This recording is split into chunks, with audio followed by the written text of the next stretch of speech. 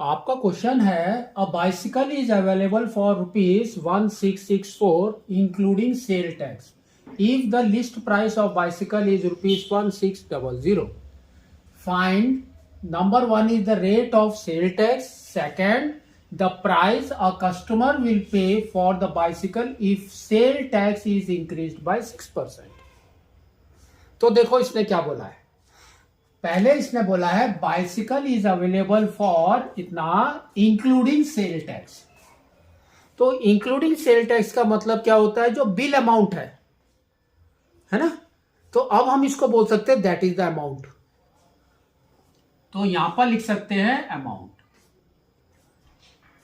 Is equal to ₹1664. Next इसने क्या बोला है देखो, if the list price of the bicycle is ₹1600. List price क्या होता है, जिसके अंदर आपका टैक्स नहीं लगा है. दैट मीन्स सेल प्राइस है ना, सेल है, उसके बाद उसमें टैक्स लगेगा, then it will become the amount. और हम बोल सकते हैं that is the cost price. तो अब हम यहां पर लिख सकते हैं सीपी. तो cost price of bicycle is ₹1600. तो देखो इसके अमाउंट और कॉस्ट प्राइस के बीच में some difference is there, that is the tax. तो आप नेक्स्ट निकालेंगे tax, that is your sale tax. तो सेल टैक्स में आपको माइनस करना है amount minus the cost price और इज द लिस्ट प्राइस. तो माइनस किया हमने, तो यू विल गेट ₹64. ये आपका सेल टैक्स का अमाउंट है.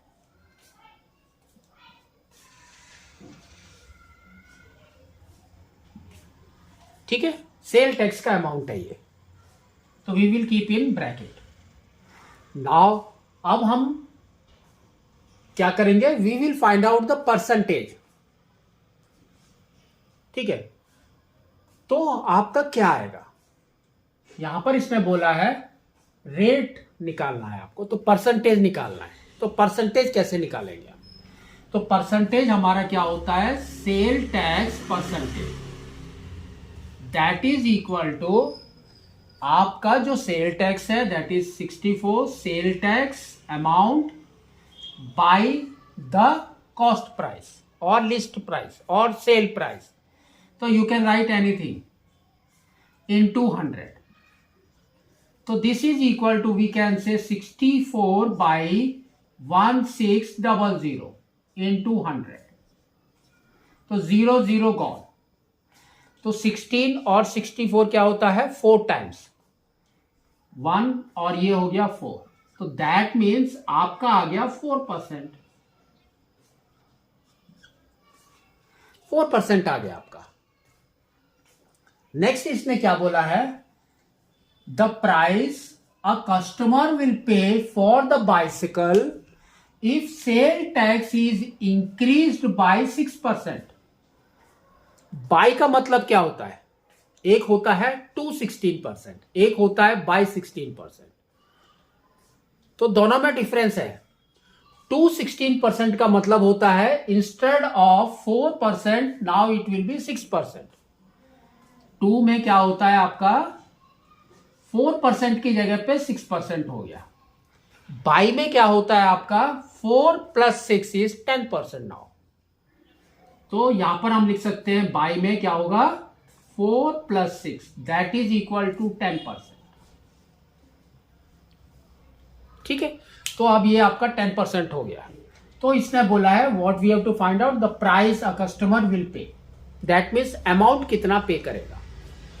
तो नाउ सेम फॉर्मूला है आपका, इधर नहीं है. तो now we will write the formula first. Amount is equal to cost price और यहां पर आपका है 100 plus the rate of interest by 100.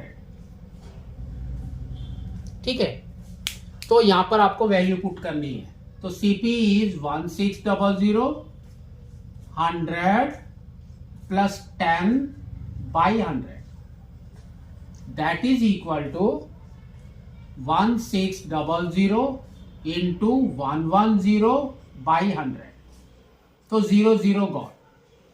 तो आपको 16 इंटू 110 मल्टीप्लाई करना है, तो हमने किया 16 एंड 16, तो ये हो गया 176, तो 176 एंड 1 मोर 0, तो 1760 रुपीज आपको पे करना पड़ेगा। ठीक है।